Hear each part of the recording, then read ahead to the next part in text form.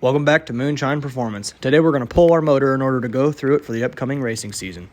Intake's popped off. Everything in here looks pretty good.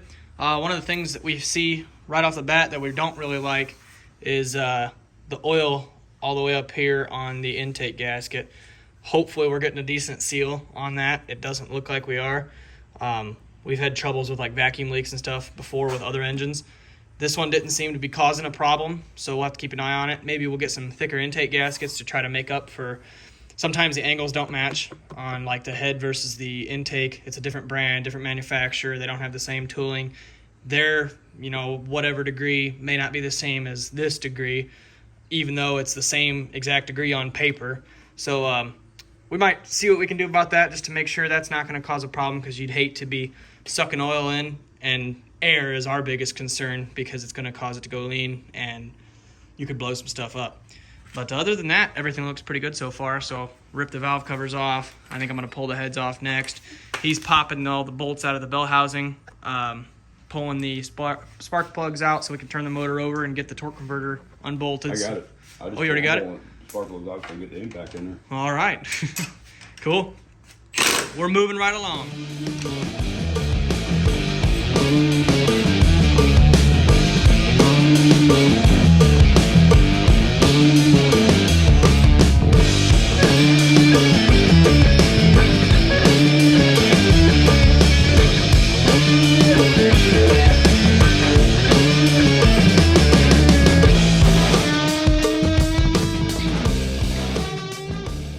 Well, we forgot that we had antifreeze in it.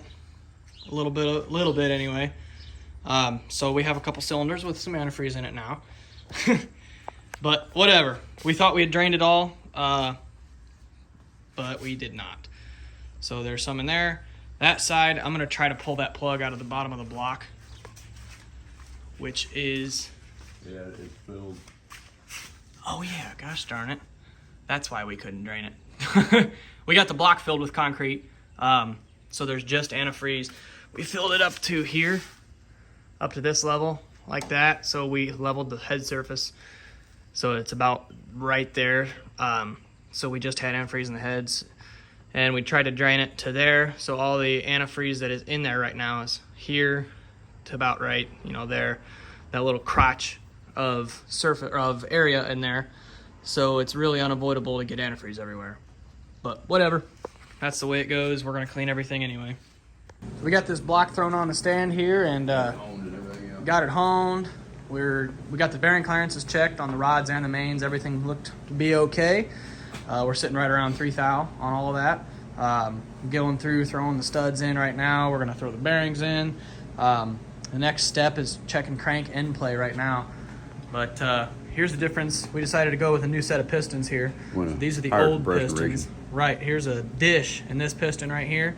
This is a flat top, so it's going to give it more compression, more power. Last time we cranked the boost up in order to make up for the difference, because this motor was set up for blown gas, and we cranked the boost up to make up the difference for the loss in compression. Because we had a dish in it. But I think we're just going to forget about turning it back down. Yeah, we'll leave it turned up. We'll leave it turned up. That's always a lot more fun.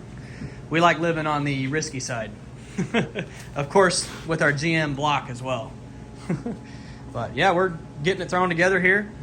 We're going to paint it after we get it all masked off, and just whenever we get time, we can go ahead and throw the internals in before we paint.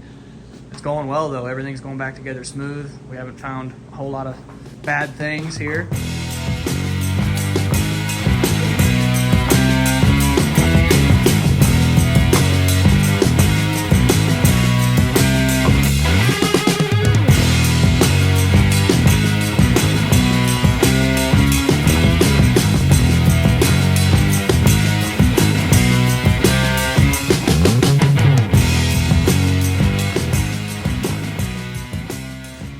We have the crank temporarily laid in here with some assembly lube, obviously, on all the bearings. What we'll do is move this crank forward and backward, and we'll watch this gauge here, showing us about 2 thou, a little bit under, and we're going to need a lot more than that. So what we're going to do is pull the crank back out, pull the rear main bearings out, and we'll zip tie them together, and we'll show you what we have to do. We got to sand them down. Here's our crankshaft end play here. So we set a dial up on the end. We're seeing 0 thou right now, he's gonna move that crank back and forth. As he does that, you're gonna see that jump about 9 thou. A little bit over, but about 9 thou. It's close to 10. That's still on the loose side, which is, like I said, right where we want to be. We're just double checking everything. With a 400, you can adjust this main cap a little bit forward or backward to. As you tighten it, you can pry it. You can kind of hold pressure on it. And move that main cap back. Right. With a 350, you can't do that because they have a dowel pin that holds that main cap in place.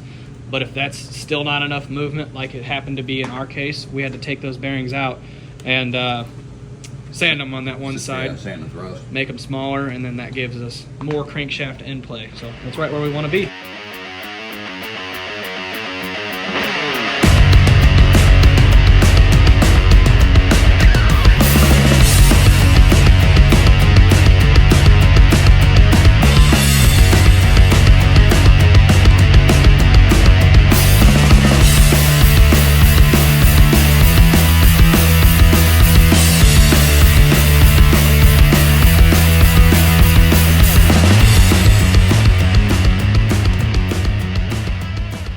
Got pistons and rods in. Next step is going to be to throw that cam in. We got to go ahead and throw the cam plug in back there yet. But everything went pretty smooth.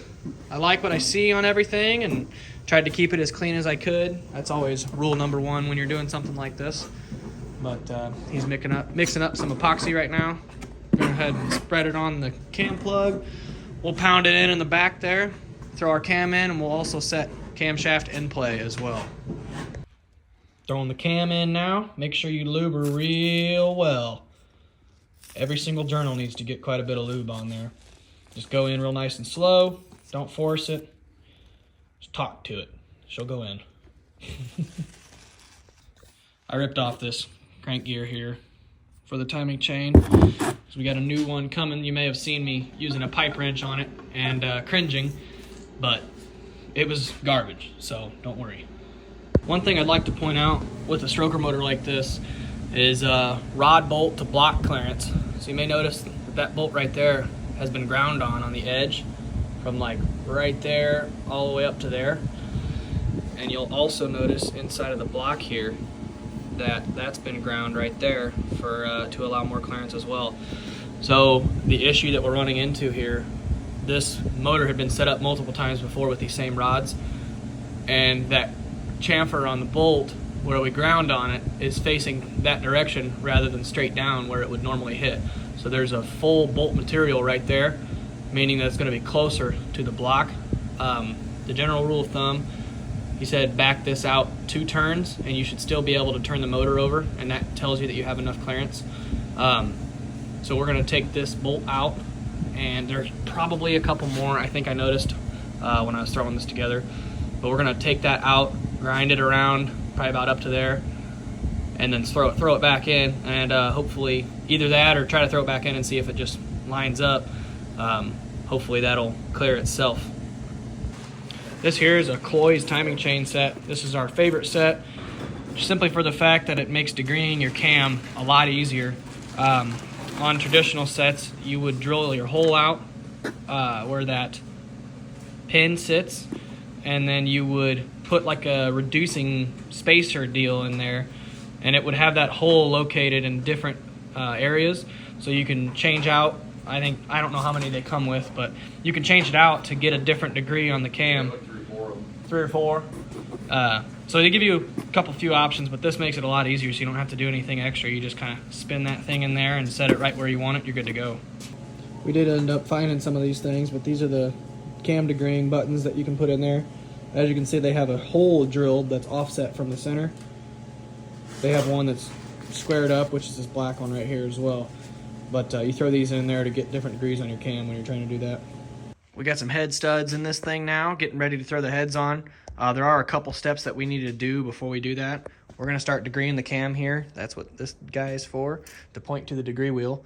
When you do that, you need to get number 1 at top dead center. So we're going to leave that head off for now, leave these studs off so we can get our meter or our dial indicator base on there, magnetic base. We just set camshaft end play, so we're good there. That's where basically just like crankshaft end play, you want it within a certain spec to get get it correct and allow room for movement. I just wiped out the cylinders here, kind of cleaned up the pistons. We're going to start getting this head to lay on, and that side will be done. We're waiting on a couple parts here to get everything done up front before we can degree the cam. That's why we're leaving that head off for now. But once those parts come in, we'll be able to keep going on this. Oil pump was put on with the pickup. That's looking good. These heads, we didn't really do anything to them, so we're going to go ahead and, when we pulled them off of the motor, we're going to try to clean them up here and make them look a little prettier. I mean, there's some gunk and stuff in the ports. A little bit of aluminum shavings. I'm not sure from what, but they're in there, and we're just gonna clean them as best we can. Also, before we go out racing, at some point, we're gonna weld these guide plates. We'll weld those seams right there, just like here. And you don't need to really run a full bead. You just need to get it to where they're not gonna move. Because then you can take them off and put them back on, and they'll be in the same exact location. We got new push rods on the way, stronger push rods. The last ones were 80 thousandths wall thickness. What are the new ones? 120. 120. So they're good for a little bit more RPM, so we can throw the beans at this thing and hope it don't blow up. Got the head gasket on here, which was kind of a pain. We don't like doing what we're about to do here, meaning putting the head on after the head studs are already in, because when you push it down, it'll knock off aluminum shavings and they could get into the motor and stuff, which is not ideal, but you want to try to keep it square as you're going on. The reason we don't do this is because it'll get... Can't put the studs in. Right, we can't put the studs in because we don't have all hex studs. So we just kind of slowly shimmy it on down, maybe give it a couple taps here and there on the edges and keep it square, but she'll make it down eventually. Today is the day that we're going to throw this motor right on in here.